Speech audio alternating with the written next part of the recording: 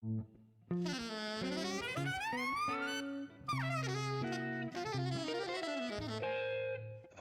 Jazz.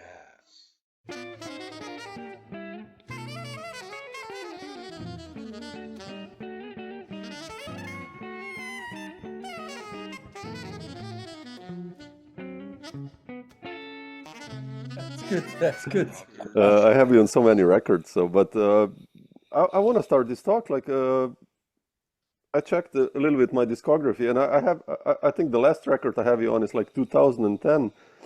And what's going on there? Are you still playing, or you're in South I Africa, stopped. right? I basically stopped in 2009, 2010. Oh, okay. I had a house in South Africa already since 2000. And yeah, with the family, we moved to South Africa. And I knew that was the end of my career. Mm, And that was fine. I was in my early 50s and sure. I'd paid my dues and You've done a lot, yeah. it was great. But, like I started to see how things perhaps would repeat themselves and yeah, in the beginning you do everything, right? You sleep on couches and Yeah. you travel third class trains and hitchhike, whatever, you don't care. Then when you get into your 30s, you say, well, I want a decent hotel at least, or I get Yes. a proper meal at least. And then when you're in your 40s, it's like, do I really have to do that? What does it pay? Or, like I'm there slowly now, you so say, I hear. because the adventure becomes different. The adventure is more and more on the inside and not so much on Mm, on the outside. It's so now it's been good. And fantastic. then I looked and I thought to myself, and I thought, what's going to happen with that my relationship with music?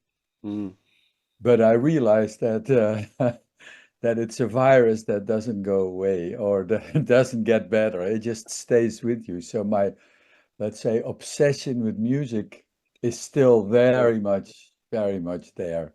Yeah. I listen a lot. I listen better also than I did before. I think I listen less judgmental somehow Yeah. That's so important. Yeah. because when you play, you have your own playing kind of as a reference. So if somebody plays different, you say, I don't like that. Now I can take a distance because I don't care. So I listen and I say, wow, I would never do that, but it's fantastic, or it's different, or it's stimulating to the ear. And Mm, so that's good. it's so true. Yeah. It's really true. Yeah. Yeah. I mean, you've played with almost everyone. I think it's also Well, I was that. very lucky that, let's Yeah. say, that last generation of Yeah. legendary players was still around and doing one-nighters in Europe. And I knew that language, so they called me, and that was great, like to Yeah. play with these guys. How did you start, by the way? I mean, I know you're from Holland. Like, when did this jazz disease get you? Like, I guess mid 70s or. Yeah, it was mid 70s, although my father was an amateur saxophone player. Okay. He was deeply into like Ben Webster, Coleman Hawkins, Count Basie, Duke Ellington. So I heard that music all my life. Of course, as a teenager, I rejected it and I wanted to play rock and roll, which 60s, early 70s, like Emerson, Lake and Palmer and Sure. that kind of stuff, and Chicago and Blood, Sweat and Tears and Stevie Wonder, the Beatles, all that stuff. But then when I approached my 20s, then that jazz really grabbed me by the throat Mm, yeah. and then let's say all that luggage that I had in my ears helped, of course, helped a lot. Yeah. And then with the classical studies and harmony and all that, yeah, it was just good. And I played violin my whole That childhood, helps also. which really helped. And guitar, of course. I always still think I'm a failed guitar Oh, player. really? Oh, interesting. Yeah, because it's funny, like I'm not so much a bass player. I love to play melodies and I love to improvise and I remember when I did my first gig with like more seasoned players, they would say, "Man, play lower on the bass, or play more simple." I was too busy and Oh, high, really? and I Interesting. heard melodically, so I had to teach myself to become a bass player. Um, yeah, like I'm one of those that's, I would say, you have two types of musicians, right? You have musicians that play an instrument, and you have instrumentalists that play music. And I think I'm a musician that plays the bass. And Mm, interesting. if you listen to, now it's hard to say because of course all the greats, they're of course both, but let's say Freddie Hubbard is definitely a trumpet player, Hmm. and he's an incredible musician, but he's a and Yeah, and maybe even Chet Baker is more a musician. It doesn't matter whether he plays or sings, or that music comes out, and it happens to come out of a horn or out of his mouth when he sings. But, so that it's a fine nuance. mm. Yeah, I've read you went to the States also, like quite early, like or you went to the West Coast. How did you decide to do that? And Well, I mean, somebody asked me when I was like 23 or something, "You want to come? I have a tour of, I don't know, it was like 12 or 7 concerts in Seattle." mm, The guy lived in Holland, but he was from Seattle. And of course, there's only one answer when you're 23. Yes, he said, "I can only pay your ticket, and you sleep on the couch with my parents at my parents' house." I said, "Of course." And then I was like, wow, that was it, man. I mean, you know how it is sure. because you're a European. You go there and you feel that vibe, and Gary Peacock was living in Seattle at that Oh, wow. moment. And so I knew him, and it was so inspiring to see the vibe. And it was just different than Europe. In Europe, it was more like you looked at jazz, and as a jazz musician even. And in the States, it Yeah, felt like people were jazz, and they had to make a living. You didn't have that, let's say, socialistic protection that's that true. you have That's true. in the Netherlands, for instance. And so I loved it. So then I moved. After my tour, I moved to Seattle, but I quickly saw that Seattle is, although it's a beautiful city, that was not where I was going to end up. So, but I bought a car, the cheapest car I could find, a Dodge Oh, yeah. station wagon, for $150. I'll never forget. And I thought, okay, I'm going to go to LA. So I just drove down, and of course, I stopped in Portland, and I stopped in San Francisco. I had some numbers, and then I got stuck in San Francisco, and I started to jam, and then I got gigs. And very quickly, I just found that book not too long ago. I had 30 gigs per month. Oh, man. Wow. And all double bass. So it was no rock and roll or fusion, or it was just, but it was Dixieland also, and it was modern jazz, and it was everything. And that was my school, really. You know what I mean? Yeah, yeah, Because you got miles and miles and miles and different people. You got to read, you got to swing, you got to play free, or you got to play yeah. open, whatever. And also you understand then that American thing, and especially with the older cats, is like they don't talk about the stuff. They just play. They're not bothered with, well, could you maybe play a tritone substitute on, they don't, it's like it's cool or it isn't. If it's not cool, you don't get the call. And if it's cool, you get the call. And Exactly. that's it.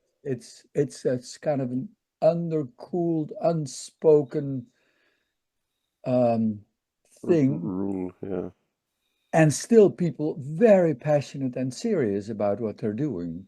Very serious about what they're doing. But not this thing, in Europe you would go like, oh, like on giant steps you can do this, Yeah, yeah, yeah. Exactly. all that kind of, which I still love to do that. And in teaching and stuff, of course, that's great to address all these things. But in fact, when you go to the gig, even not even while playing, but even before, you just come in, you're cool, you pack your stuff, you're professional, You take care of the sound.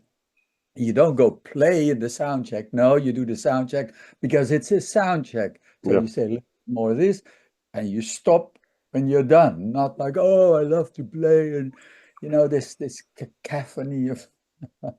Especially as a And I bass player, like as a that. sideman, I guess, no? That's important. Yeah, I mean, that's very much also a sideman thing. yeah, So yeah. no, but it was cool, man. It was cool. And Crazy. then I went back to Europe, and then the guys Yeah, would how did call this, me. you mentioned chat, and I checked, I have you like on so many records with Philip, Catherine, and Chet, and Okay. like, how did those stories with those two guys begin? I don't know how I met Chet.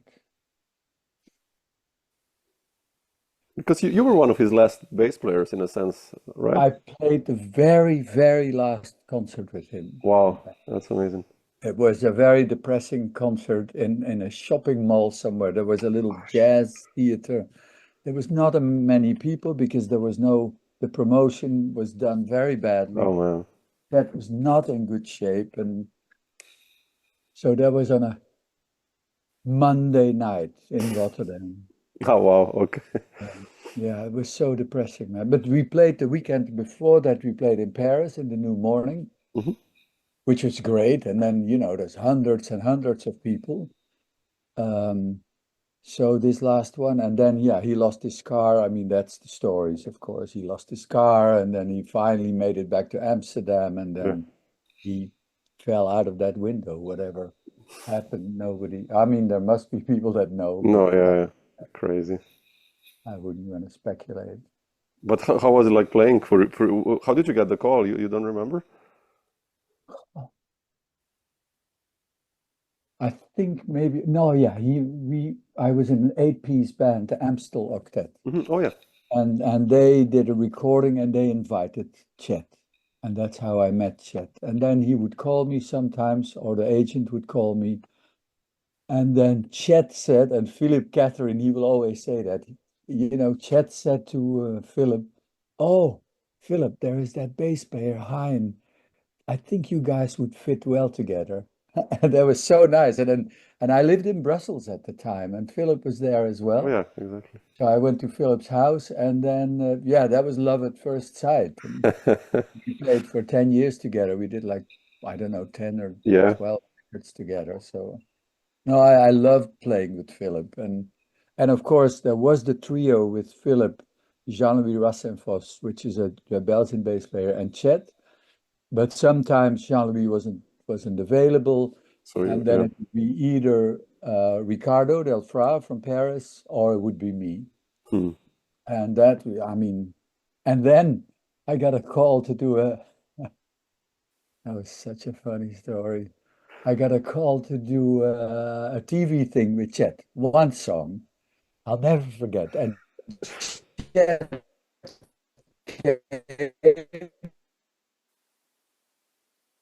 and they disappeared for a long time into the toilets, and so it was kind of shady stuff. But okay, then we play. We do.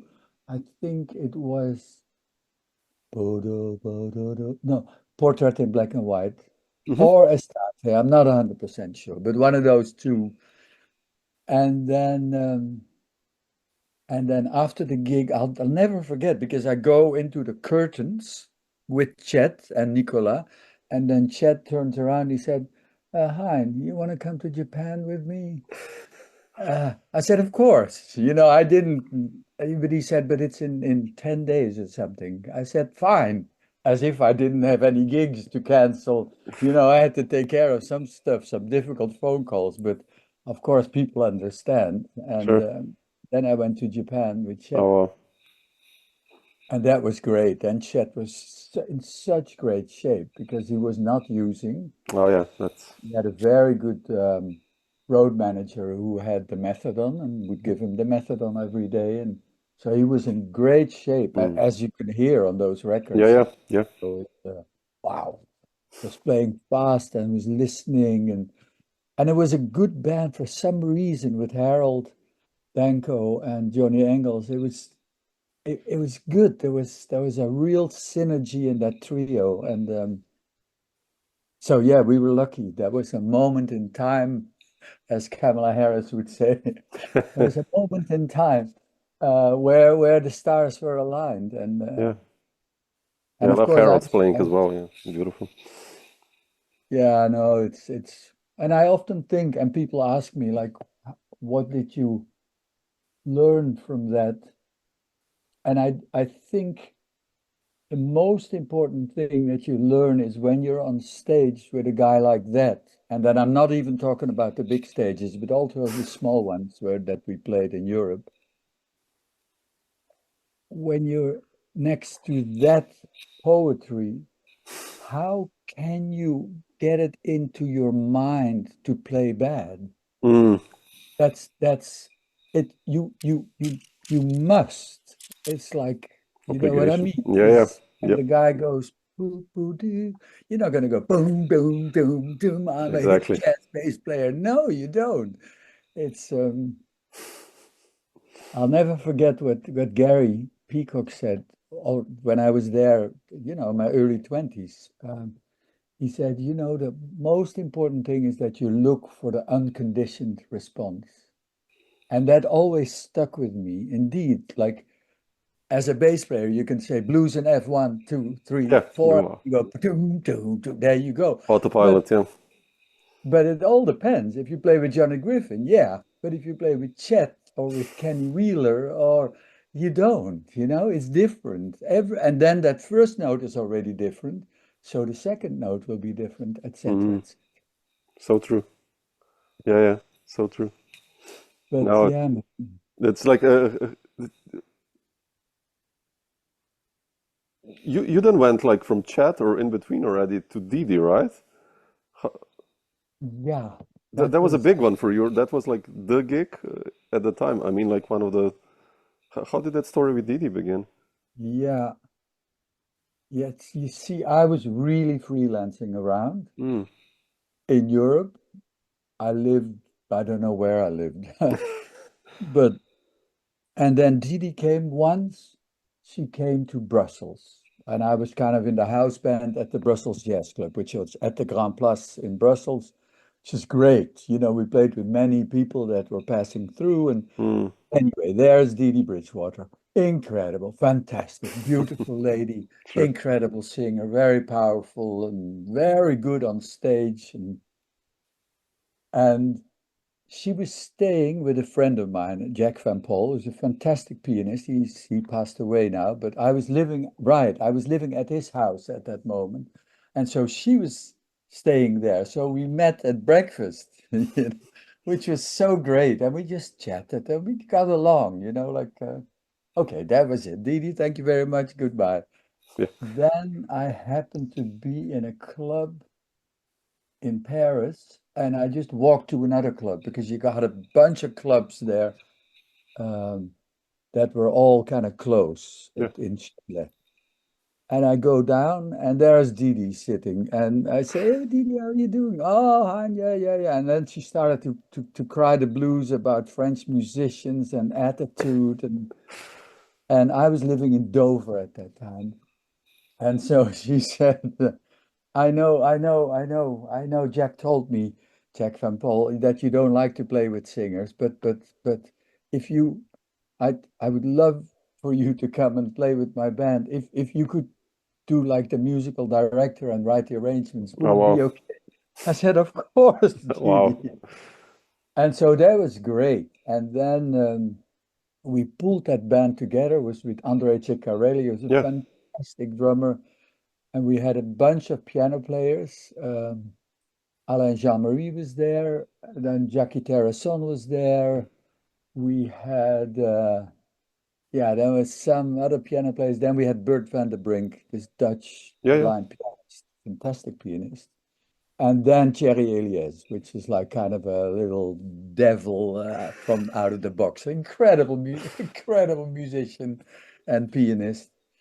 And so we had a good and solid band, and then I did all the arrangements for her, and Yeah, yeah. little metric modulations and stuff, like just to brighten things up. Yeah, yeah, of course. So that was 10 years.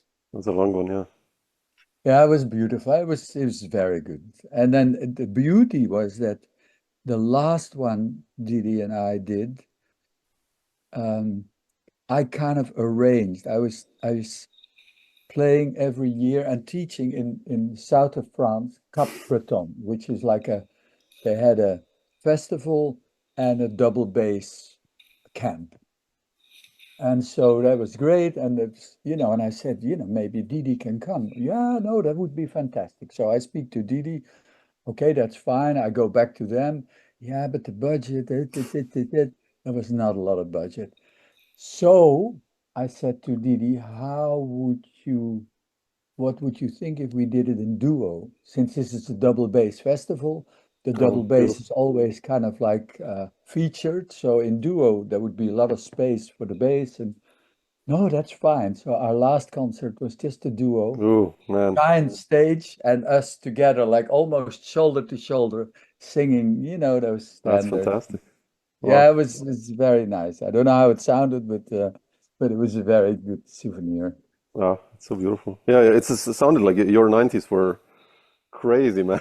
When I have you in so many records in like the early 90s, it's like Yeah, no, must have been that's insane. true. Yeah. It's true because I still also did some of the local scene, and then there Yeah. was international scene, and then I played with Tete, and then I started to Oh, yeah. play with Enrico Pieranunzi, and it all had to fit in, so I was constantly on the road and That's heavy. saying to Yeah. one organizer, if you pay one third of the travel expenses, then the other one will pay the other Yeah. Oh, 40%, yeah. That thing. Yeah. just to make it go around. And it was cool. It was cool. Did you already also lead bands in between, or when did you become like? Because I know Yeah, Baseline was like kind of like your group in a sense, right? You put that together. right. No, and that was already early 90s, eh? Yeah. It's yeah, but then early 90s, so I would have been 30 in my 30s. So I guess I mean, you must probably recognize that at some point if you have that creative thing, You do it. Yeah. Yeah. you do it and you write songs. Now, once you write songs, what are you going to do? It's They a need road to be downhill played. then. Yeah, well, right. So that is the key to also writing songs is the key to find your voice Yeah. because yes, you can play bebop and you can play hard bop and you can play modal but I would not with dry eyes sit at the piano and say, let me write a song, something like I wouldn't write that. I love it, but I wouldn't write it. Immediately I go to do do do boom do, like a little bit more ECMish or Yeah. Yeah. so by writing, you expose your own musical color, let's say, and then once you have 6 or 8 tunes, then it's like, yeah, but now I want to play him. Mm. And since I knew John Abercrombie from my San Francisco days, because he was living there at that moment, because his wife was studying at the university there, Berkeley. And we had a band together. We had an incredibly nice band with Really? Abercrombie and Larry Schneider, Mm. who's like completely Underrated saxo forgotten, player. but a beautiful player, man, Yeah. fantastic player. And Glenn Cronkite, who's a very good drummer. We had a nice band together. And so I called John, who was, of course, then living in New York, and he was fine. And then I always had one dream to play with Joe LaBarbera Yeah. Mm. Interesting. because, I was always completely into Bill Evans and his bass players, of course, with Scott LaFaro And at the summit there, yeah. but also with Eddie Gomez and Mark Johnson. And so I knew Joe's playing very well. And so I called Joe, who just came off the road he was 7 years. He buried himself in Tony Bennett's Oh trio. yeah, exactly. Yeah, yeah. And so he kind of disappeared after Bill, so he was happy also to come out and yeah, we became very good friends. I mean, Joe is such a beautiful person. Yes, he's an idea. Wonderful drummer. He was really the perfect drummer let's say, for me, because he's got a lot of tradition and yet a lot of openness Space, yeah, to, and yeah, yeah. And he's not like a typical, let's say, European drummer who can do all that coloring. I was just watching Keith's European quartet, mm. with Garbarek and Palle and Yeah, and Christensen, and yeah, and which is so fantastic in black and white, 60. yeah, that's beautiful, yeah, Oh man. And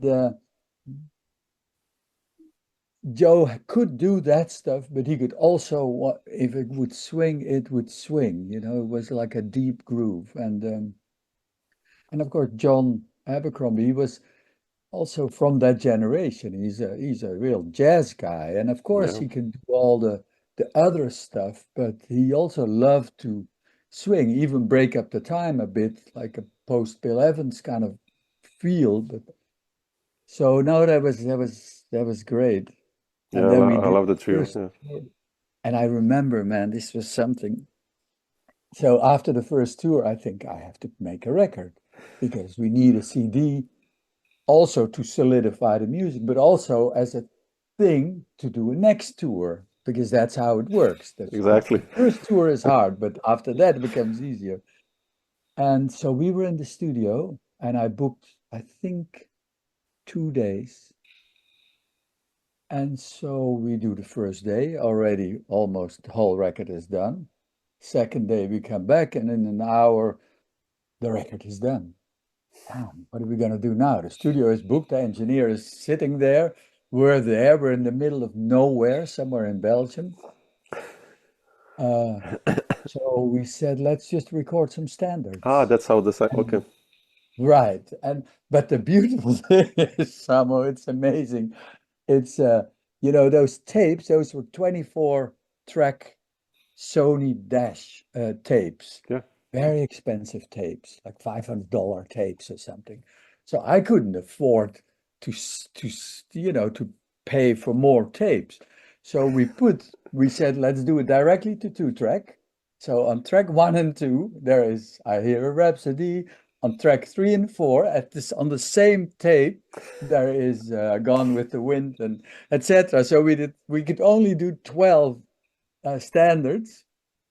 And at the end of the day, I asked the engineer, I said, "Oh, can you do me a favor? Open all the channels at the same time." ooh, So they listened to 24 tracks with 12 standards in different tempos, because of course it was an incredible cacophony of sound, but it was so much fun. And then we did that in a bunch of hours. We just played some standards, and that is a nice record, the later I thought, standards. okay, I can release it, have Yeah, it remastered, and yeah, man, that was fun. But of course, when you're a band leader, it's rough. I had my van, and we were traveling in the van, and the van would break down, oh and shit, and yeah, yeah.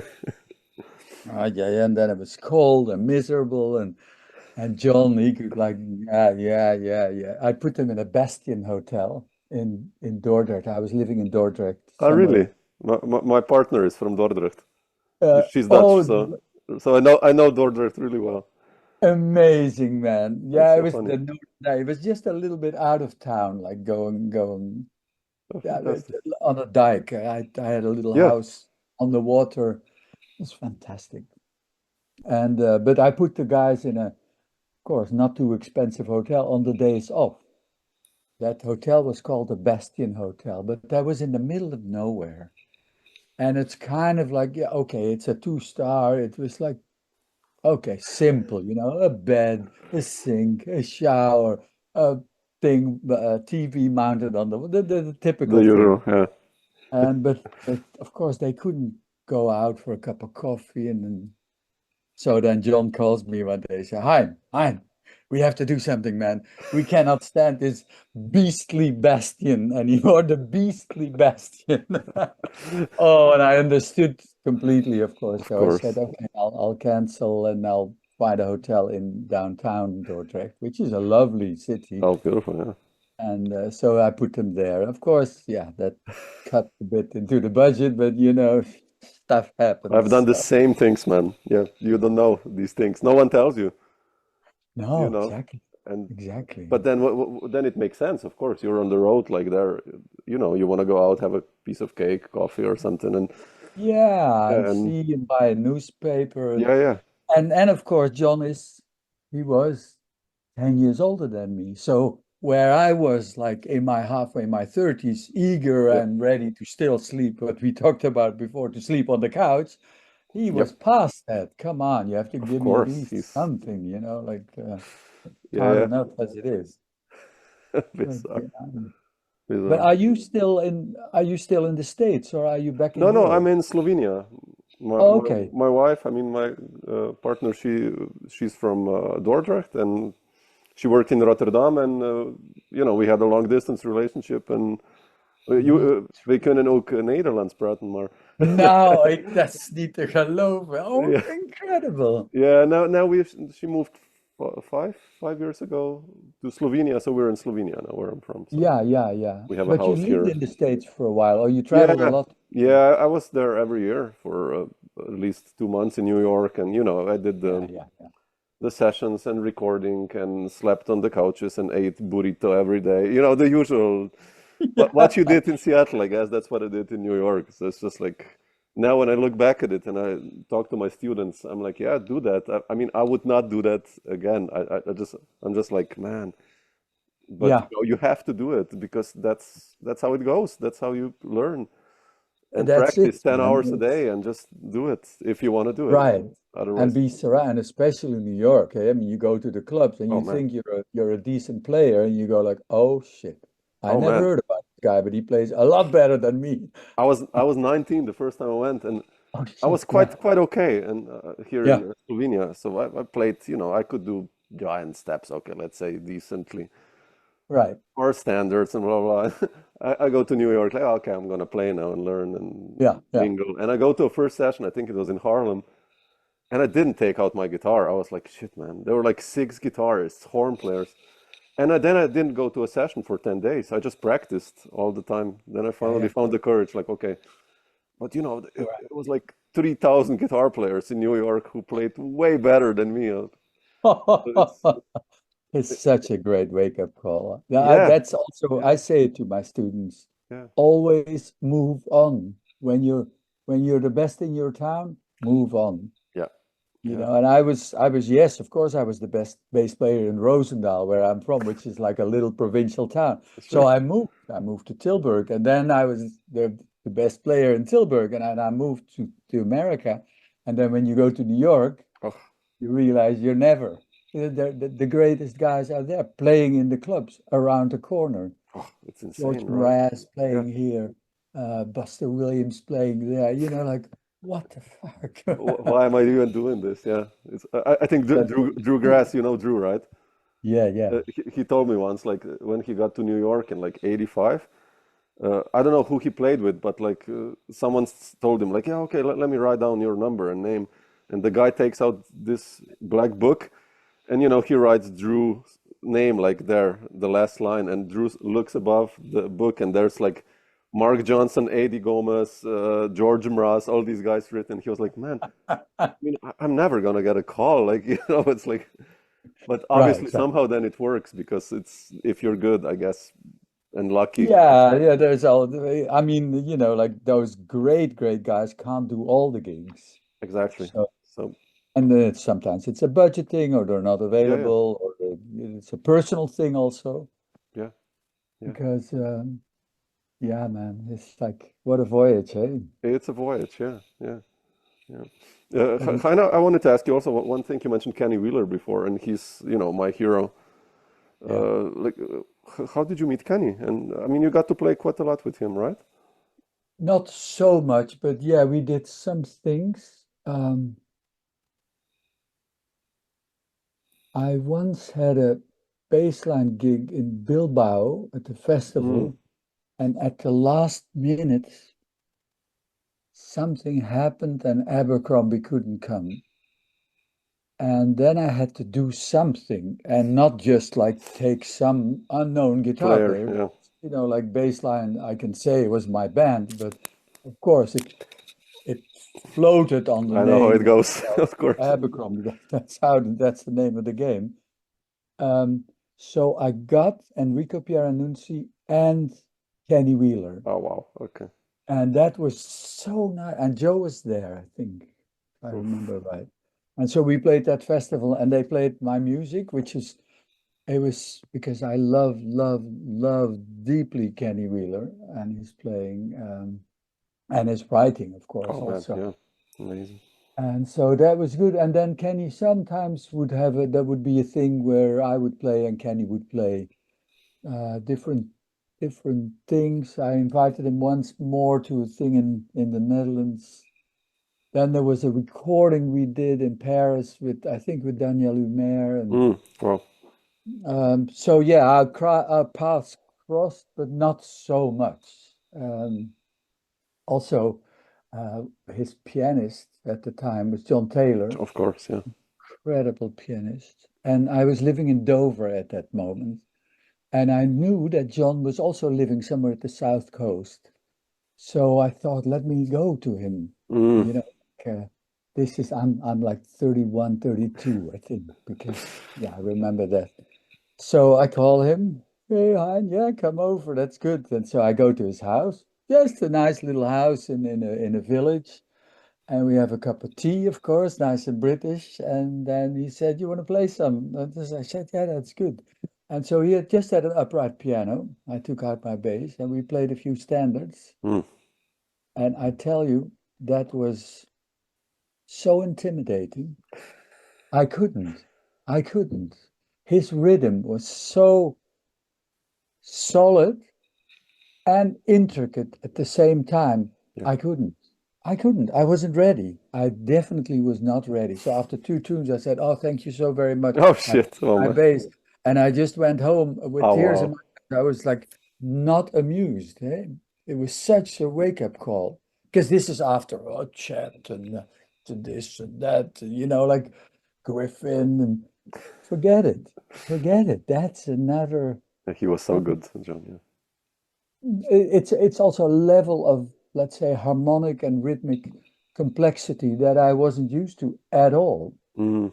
So yeah, this is before baseline. This is in my early days, I say. So it was very much a wake-up call. Eh? Wow. But those first 10 years, I don't know, there was a lot of weeping in the car on the way back home. Also in the States, it was tough. And I was so stupid to record myself. So I had a little, like a Walkman. I Mm. put the mic in front of my bass amp. So I would hear the bass, otherwise you couldn't hear the bass. And then on the way home, I would listen and then you would hear very distorted, my bass playing and very soft the band. And I hated my playing Oh shit. so bad. And yeah, that took me a while to get over that. And also I stopped. I realized that's not the way to do it. It's Mm. like, everybody, yeah, that's has if you come too close, you start to hear all the imperfections and it's not necessary. Yeah. But Interesting. there was Wow. stuff. I remember a deep crisis also. I played a gig, the Brussels Jazz Club with, I don't know, it was with Jack Van Pol, who's a very swinging kind of Oscar Peterson kind of player. Bruno Castellucci, Sure. fantastic Yeah, I know drummer Bruno. from Yeah. Brussels, very solid. And it was with Dee Daniels, a singer. And I'll never forget, I had to do the intro of I Got the World on a String, just walking bass. Ba-doom, doom, doom, doom, doom, doom. 8 bars, and then she can, I got the world on a string, standard stuff. Nope. And I'm playing, and I'm so insecure about the regularity of my timing. Um, so I probably must have sounded, if I make a caricature of it, like doom, doom, doom, doom, doom, doom. No, too fast. No, I'm not steady. Doom. Like you start to judge so much that you destroy everything. At that moment, in my deepest despair, I open my eyes and I see the drummer give this look at the pianist, like, this like, what the fuck is that? And I knew it was right. That look was apt, was correct. And then I drove home that night and I thought, I'm not a bass player. I can't. Mm, I'm going to play trombone or it's heavy. something, Yeah. but, I'm not made for that. And I knew that all my life I had that. My rhythm is not stable. Like, let's say if you listen to Ray Brown or you listen to our wonderful young cat. I say young, but Christian McBride. Yeah. You know, these cats are so solid. That's that tradition. Yeah. The Ray Brown tradition. Yeah. Yeah, Yeah. so solid. And I realized so much later. I learned a lot from playing with good drummers because then you don't invent that wheel by yourself. You Yeah. can hook up and try to make it feel good, and you learn through that. And but I always say to my bass students, I say, you know, you want to be a really good bass player and you want to work, you have to be, in fact, this is the caricature of a solid bass player. It's like this. Doom, doom, doom, doom, doom. Don't listen and just plow through. Mm, Of course, that's not true, but there is a real truth in there because I know my weakness yeah. is because I almost always listened too much. And my nightmare would be, for instance, to do a duo gig with Dexter Gordon. Can you imagine Dexter playing behind the beat? Yeah. And I Yeah. would That's so listen heavy, to man. that, and the whole thing would probably come to a standstill. You know what I mean? A good bass player somehow, and I had to learn that to focus the ear, just like with the eye, you can focus. You can also focus with your ear. Sure. I'm focusing where I need to focus. And if the horn player is just boo ba doo ba doo, then I just kind of block it out somehow, at Yeah. least the rhythmical aspect of it. I never thought that was possible, but it's very possible. And it's the same also with, let's say, sound. Yeah, there's some people, they want to have that control and they want two monitors and a little bit more piano. And I don't know. I mean, of course, as a bass player, you're very lucky. You're in the center of the band normally. Drums is there, piano is there. I hear Yeah. them. Don't need to hear them loud. I mean, I just hear them, and I rather hear them acoustically than coming out of a Absolutely. box, distorted. And then if I can't play the horn player or the singer because it's too far, I might ask for a little bit. Yeah. Um, So true. but in the beginning, you want that control, like with in-ears, like you want a perfect mix. No, you don't need a perfect mix. You need the feel, and the acoustic feel of a band Over the is place very also. Yeah. important. That's where the magic somehow takes place. So, Yeah. That's oh so man, important. Yeah. Yeah. Amazing. How did you write, by the way, Hein? Like I Uh, listened today to Returns, and there's some beautiful music you wrote, like that North Sea Night and some other tunes. Like, what yeah. was your approach there? It's beautiful melodies. I mean, that's It was a lot on. I mean, of course I write on the piano, mm, um, and yeah, I don't know. You just sit, and something comes when up, and yeah, something comes, yeah, and sometimes it comes very quick. Sometimes it's a little bit more, takes some more time to get the structure, but and I know I'm gifted with the gift of melody, and yeah, that's almost yeah, that's very difficult to work on or develop. I had that always, and maybe it had to do with the fact that I'm a failed guitar player, or because I played violin so much as a kid. But you know, I wouldn't fall into the trap of just making some nice chord changes and then have a diaton, da, da, da, da, yeah, da, yeah, da, da, yeah, da, da, like a kind of meaningless diatonic meandering exactly. melody. It's gotta come with the melody is really what you hear. I mean, in fact, the chords, that's all not that important.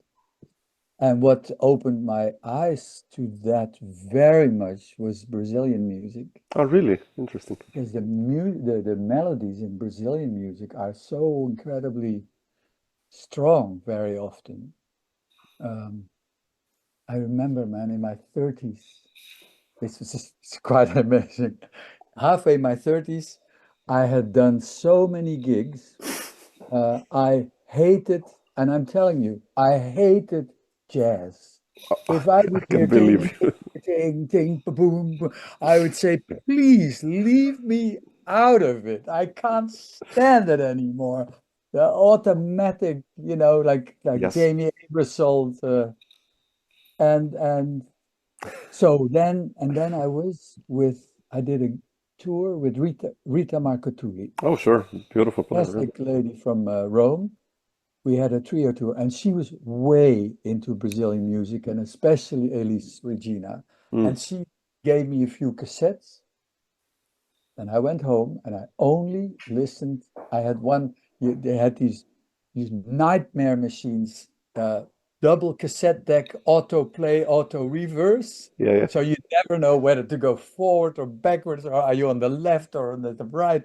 It's terrible. But anyway, I had Nana Kaimi, Mm. Dori Kaimi, and Elise on those two cassettes, and they would alternate. And the whole day I would listen to that. I loved it. And I wasn't listening at all to jazz anymore. I was only listening to Brazilian music, buying CDs. Whenever I would travel at the airports, you could find nice CDs that nobody wanted to buy, like Ja Bosco. Yeah, yeah. Uh, Oh, I love that stuff. Yeah. man. And then, so amazing, Toots calls me. And Toots, he says, Ah, hi, I'm doing the Brazil project in Brussels at the Palais de Beaux-Arts, the big 2,000-seater. You want to play the bass? I said, Toots, I died to do that, because that was my music, yeah. and it was Toots. I mean, I Oh, played with Toots already, but now I was insecure because I never played that music. So there is a lady in Amsterdam called Ferial Karamat Ali, and Ferial is a lady from Suriname, but she's been living in Holland for a long time. She's way into Brazilian music. She's a good pianist and she knows that music in and out. And she was often working with a singer, Anna Beck, who was a Brazilian lady, lovely singer. And so I called Ferial. I said, Ferial, this is the situation. I've been into Brazilian music. We know we never played together, but we knew each other anyhow. And so I said, and Toots has asked me for this thing, which is in 2 months' time. I want you to give me every gig you have that you can. I don't care where it is, what it pays. I don't care. hmm. Okay, yeah, that's good. And so I did a lot of gigs with her, shopping malls, little restaurants where people are yapping away. But I was learning. Um, and often, or not often, but it happened a few times, I would take them. We would come, let's say, from Belgium, and I would say, "Come, let's go to Breda." I was living in Breda at the Hmm. moment. I'll make some pasta in the middle of the night. You know what I mean? So I would make some pasta for the girls, and then, and I'll never forget this. I had a couch, and these two ladies were sitting there with their pasta, and I'm standing in front of that couch with my bass, and I say, "What do you think? Is it this?" Boom, boom, boom, boom, boom, boom. Yeah, and that's good, but the first note should not be too short. Okay, like this. Doom, boom, yeah, that's better. But now make sure that etc. They would give me pointers, and that was my lessons with them on my couch with the pasta, and me being like a little Brazilian bass player getting the lessons, let's say firsthand, or not firsthand, but at least from a very good source. Yeah, that's how we learn. Yeah. And so then the concert comes. You have to tell me if I talk too much, Oh, eh? please, it's about you, man. That's why we're here. That I love these stories. That's why. Then the concert comes. So it's Ivan Lins, it's Xiao Bosco, Oh shit. well, it's a bunch of these guys, and I'm like, it's for me, it was like playing with Miles and Oh Coltrane, and man, yeah, at the sure. same time, this was the cat. It was Eliana on piano. Now the funny thing is, Eliana, she came with her husband, Mark Mark. Johnson, yeah. So Mark was standing in the wings while I did the gig. I felt so Oh insecure. shit. But and of course Ferial, my friend, she came. Of course I invited her backstage so she could meet these people, and it was wonderful. And there was one moment where we're doing like some kind of bossa with Ivan, and I it anyway, there was a break in the music. So boom, ki doom, boom, goop, boom, boom. I do that. Like instinctively. Bah, but I was the only one. No, but there was complete silence. Pick ki doom, boom, goop, boom, boop, beep, boom. Like I do that pickup, and Ivan turns and he points at me like, "Yeah, man." And I had the quickness because Ferial was standing behind me again. So Ivan does, "Yeah, man," and I go to Ferial, "Yeah, girl," That's because it was beautiful. thanks to her that note Was somehow yeah, was there. You know what I mean? It was like that was beautiful. It was like passing on the the knowledge and the torch and flame. yeah, yeah, Yeah, get the torch. Yeah, amazing, yeah, man. Wow. amazing, beautiful. Like, when did after playing all these gigs and the crazy 90s, and when did you start feeling that you slowly have enough? That, before you moved to South Africa, how did that come about? Yeah, that was a little bit in the 2000s. Hmm, Let's say after that 10, 15 years where it was completely full. Um, then first thing is I wanted to travel a little bit less. So I'd be a little bit more choosy what I do and not. of course, yeah. Also, something changed. I remember in the beginning we would have with Philip, we would go on the road with Philip, Catherine, and Aldo Romano. We would have 23 days with 20 That's gigs. crazy, yeah. Those days started to dry up. It wasn't like that anymore. So I would maybe go to play in Italy with Enrico, but then it would be like 3 days at the club and then maybe a concert and a festival. So you'd be gone for 4 days, 5 days. That was fine. Um, and I liked that because I started to teach a little bit more at the Royal Conservatory.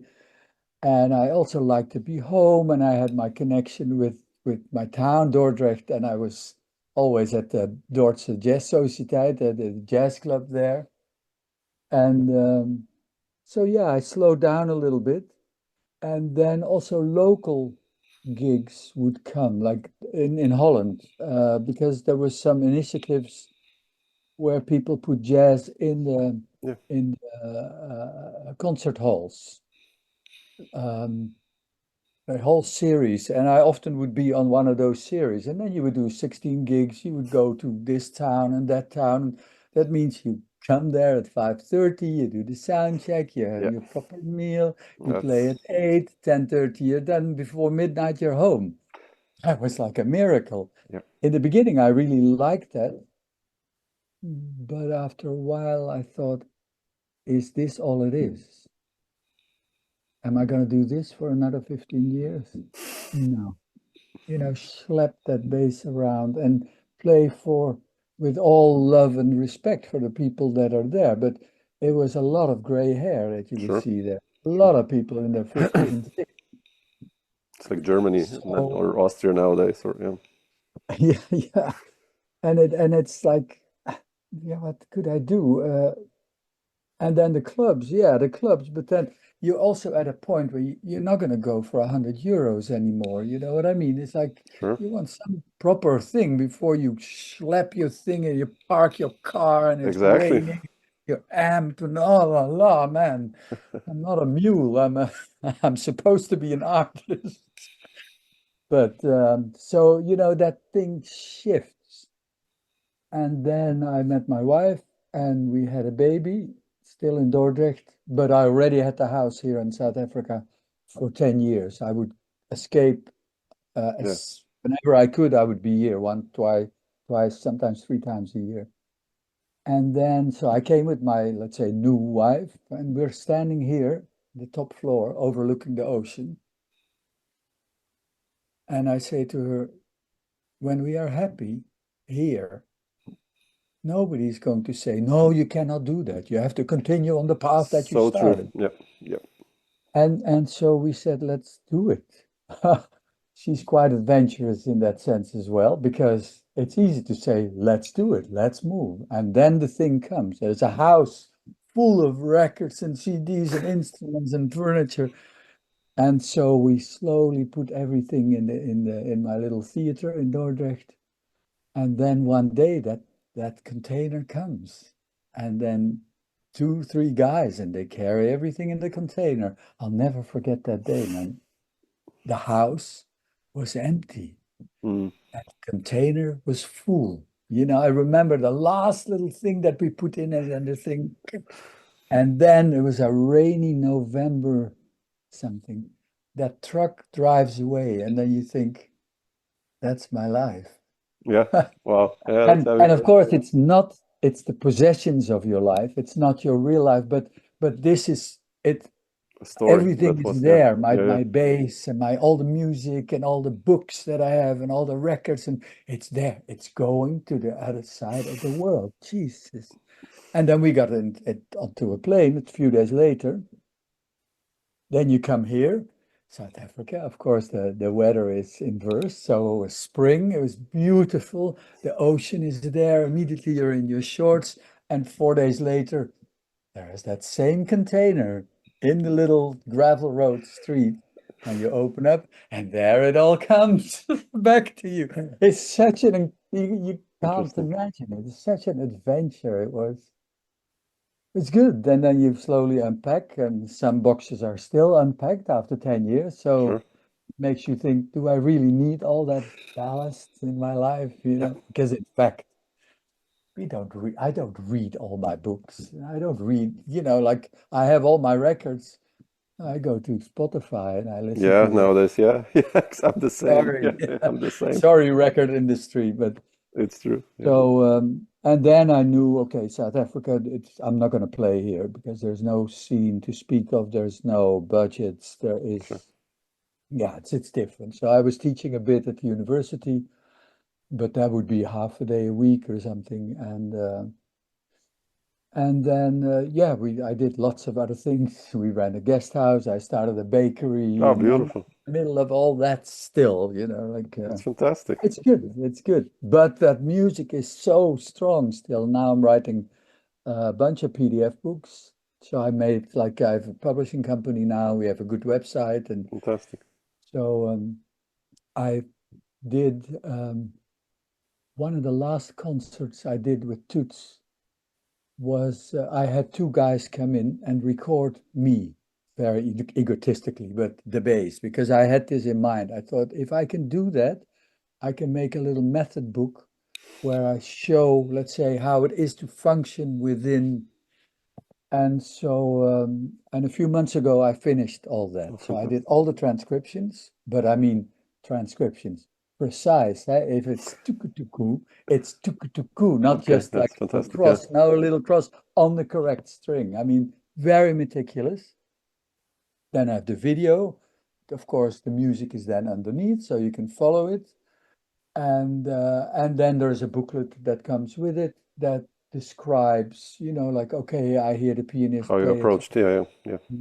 Yeah. There's all these It's a thoughts great tool. and Yeah. responses, and so it's called Bass in Concert. And Fantastic. yeah, it was a nice project to do, also to go back to those videos and hear how incredible Toots was playing. Yeah. And we had an incredibly nice trio with Karel Boulet and Hans van Oosterhout.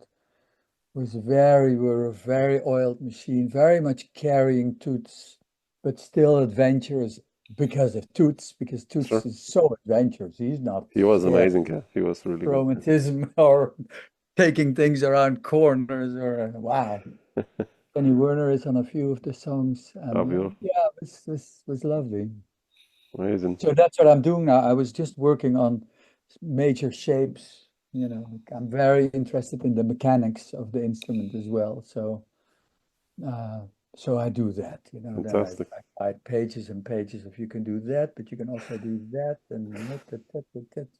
It's all just for nerdy bass players like Yeah, me. that's good. That's good. Fantastic, man. And Beautiful. also music itself. Like harmony interests me very much. And so I made a bunch of books about, all the dominant chords. It's not random when you use altered or when you use Sure. Yeah. 9/13. That all has to do with the function and the place Voice within leading the and everything. melody. Yeah, sure. And so then I go and give examples or the diminished. I have a little booklet about diminished, and I love diminished because it's a very misunderstood Yeah. chord by many people. And I would do it so wrong. I mean, I would think as a bass player, diminished, you play the root, and then the first other note, well, let's say it's the flat five. Yeah. But let's say, if you think of Someday My Prince Will Come, and it's but a D minor, C sharp diminished, C minor, that C sharp diminished is, in fact, I say that there is a hidden dominant behind it. And Yeah. the hidden dominant is A7, flat 9, with a C sharp in the bass. It's an Mm. A. Also, what is the melody? Is an A. Pa-da-da-da-bee, that's an A. Yeah. Um, so then if you think I'm going to play as a bass player and I'm playing, let's say, in a two feel, which is strange in this tune, but a C sharp and a G, you're playing the third, beautiful, because that's the composition, and then you're playing the seventh of the chord. It actually sounds horrible.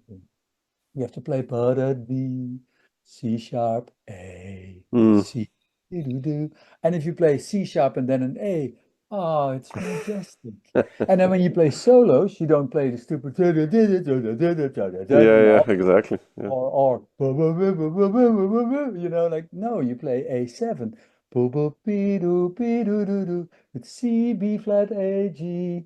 Yeah. Then you could say, okay, I want to play an F sharp. But even an F is fine. Yeah. Yeah. Like an altered, or not altered, but flat 9, flat 13, etc., etc. Now, okay, that stuff keeps me awake at night. So it's good. Good. That's So I good. share it with the world, whether they want to read it or not, I don't Oh, care. but fantastic. You're active. Fantastic. Yeah, but people buy, they can just download it. Oh, You don't sure. need Nowadays it's 50 easier. Yeah. euros. It's nice because I wrote a big bass method in the early 2000s.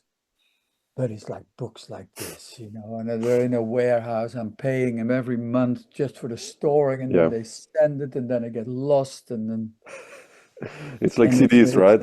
CDs in the basements. I have like 3,000 CDs I released from older. And I'm like, nowadays I play a gig. I mean, I don't play so much anymore often, a lot, but still, now the old CDs, I just give them away sometimes. I'm like, yeah, buy the new one. Yeah, okay, cool. But here, there's a box. Take it, man. It's really, right, yeah, because like I think in exactly, 20 years it's gonna be even more CDs or something. So it's like, right. And it's difficult to say, you know what? I'll just bring it to the dump. That's too no, hard. yeah, I cannot do that. I But rather then at the have people same take it time, and you know, yeah, and just be liberal with it. Spread the music. yeah, Yeah, just and if someone listens, then wow, fantastic, and it's great. yeah. Yeah, No, beautiful, we man. we all have the same story. The It's same funny. stories. Everyone, when I do these interviews, everyone is Yeah, it's Michael Moore, I don't know if you know him. He's sure, a sure, of course. Chilean clarinet player. He lives in Amsterdam. He was in South Africa, so he called me, and I never really knew him. We knew of each other, but we didn't move in the same circles. So he came and we played some songs, and he gave me a little present, and it was all his CDs. Oh wow, that's And beautiful. that's probably the same thing what you're talking about. You know Yeah, what I mean? He has yeah, all these CDs, so he thinks I'm going to Hein. It's nice. It's a present. Like, it's a okay. beautiful I said, present. Yeah. oh yeah, I have some for you. And then I had my Oh, stash shit. of baseline. So that's That's a a nice friend of thing to mine. do. He Yeah. once said, good saxophone player from Holland. I had my new CD, so I said, "Oh, here, I give you my CD." He said, "Good, good. next time I'll give you mine, and then we both go home and put it in our bookshelf Yeah, to never listen to it. And it was very crude to say that, but it was also very true. it's very true. I agree, man. I hate to And, say this, but yeah. Yep. and it's shit. But at the same time, we know why we make them. Yeah, We know there is some people outside of our uncles and aunts that will listen to it, definitely. Yeah. and if something floats to the, let's say, just above, then it's great. And for that, I think Spotify is nice Yeah. because Yeah. people would not buy a bassline CD, but they might listen to it on Spotify. Exactly. At least that. Yeah. Or they maybe even not by choice, but by the mechanism Yeah. that Yeah. Spotify leads you down Yeah. the path. Yeah. So that's cool. That's cool. As long as that music, it was done Floats with around. passion and love, and as long as that can somehow resonate with another soul, that's cool. Absolutely. That's cool. Yeah. Yeah. But you still make records. I mean, you. Yeah. Yeah. Yeah. I did just one record now with Ariel Tanderson on bass Oh, lovely. and Patrice Raul. He's this French drummer. Okay. We did like a small tour. We have a 2-year-old daughter, so I don't want to play so many gigs anymore. I just No, do no, no. I do 2 gigs and a recording, and I want to stay home. I mean, I teach also. I love teaching. So, and Yeah. it's like I'm at this stage, like where you were, that I don't want to schlep my 27-kilo guitar amp for